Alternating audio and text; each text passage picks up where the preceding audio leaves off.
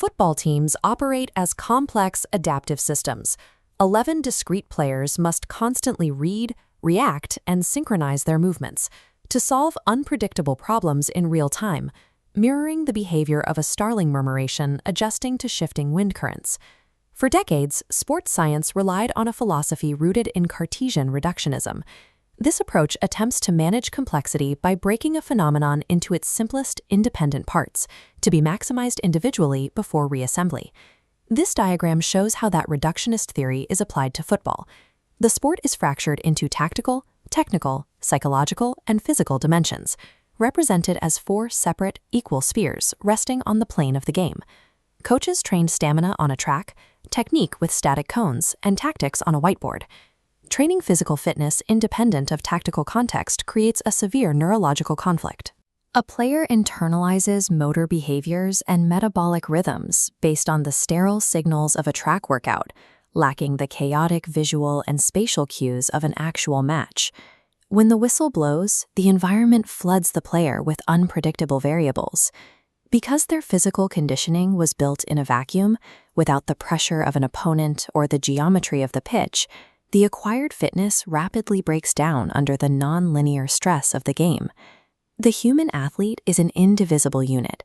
Isolating their physical output from their tactical cognition strips away the very context required to survive on the pitch, rendering generic athletic conditioning functionally irrelevant for a sport governed by spatial problem-solving.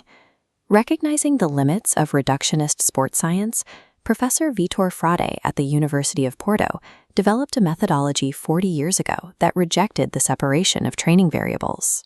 The core axiom of his approach treats the player as an indivisible functional unit. Training the legs requires simultaneously training the brain and the emotions. Tactical periodization abandons the view of tactics as one of 4 isolated pillars of performance. In this methodology, every physical exertion or technical action must stem from a tactical intention. This diagram illustrates Frade's solution, the sovradimensione tactica, or the overarching tactical dimension. Instead of sitting beside the other dimensions, tactics expands to encapsulate the technical, psychological, physical, and strategic elements of the sport. The rule is absolute.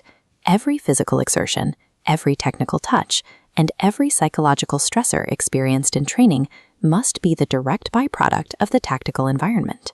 That environment is defined by the game model, the exact style of play, spatial organization, and collective behavioral rules the coach demands from the team across all phases of a match.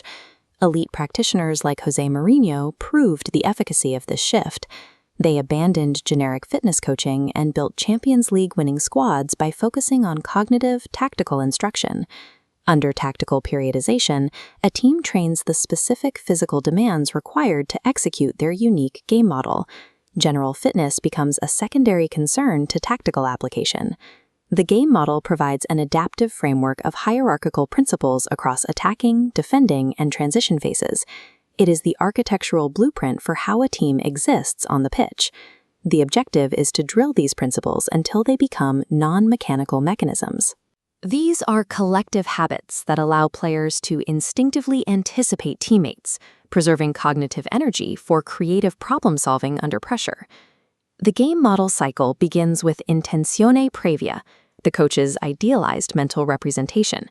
When executed on the grass, players enter intenzione nell'azione, where match friction forces adaptation.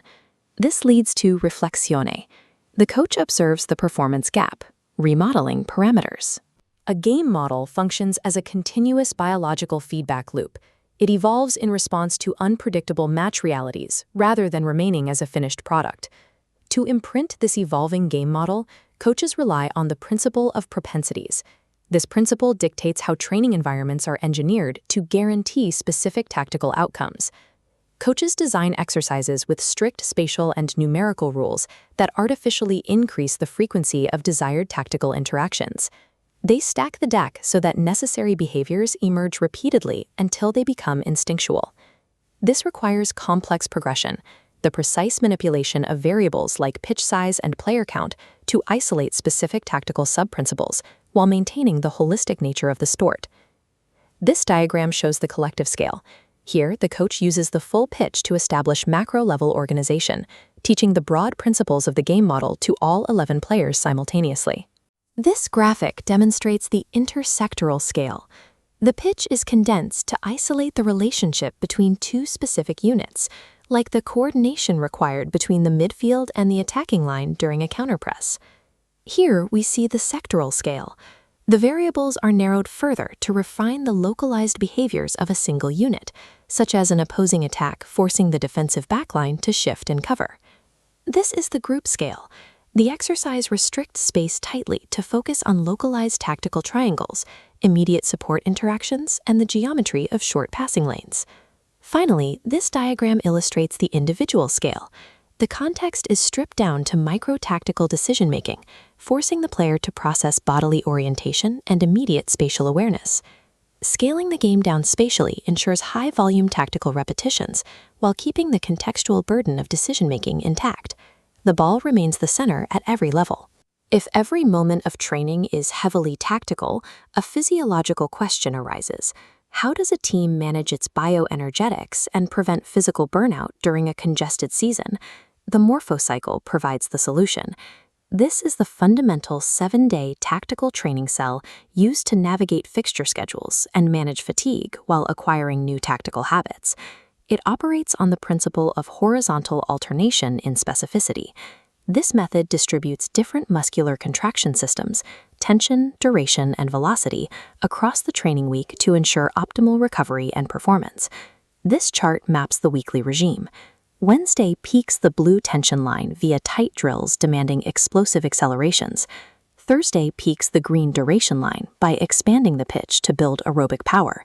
Friday peaks the yellow velocity line through rapid transitions. The morphocycle bypasses the need for track-style conditioning. It forces physiological adaptations entirely through the spatial, numerical, and temporal constraints of tactical problem-solving. Tactical periodization abandons the myth that a generic, off-the-ball athletic baseline must be built before tactical work can begin. Football is governed by non-linear variables and constant environmental interference. Straight-line running is functionally irrelevant to match preparation because it lacks the decision-making context required on the grass. Elite physical conditioning emerges as the inevitable physiological byproduct of solving high-intensity tactical problems over a meticulously structured week. Reductionist models still attempt to train football players as if they were Olympic sprinters, treating the body as a machine to be tuned outside of its natural habitat. By treating a team as a complex adaptive system, this methodology flips the traditional hierarchy. The macro-level tactical brain ultimately pulls the physical body into shape.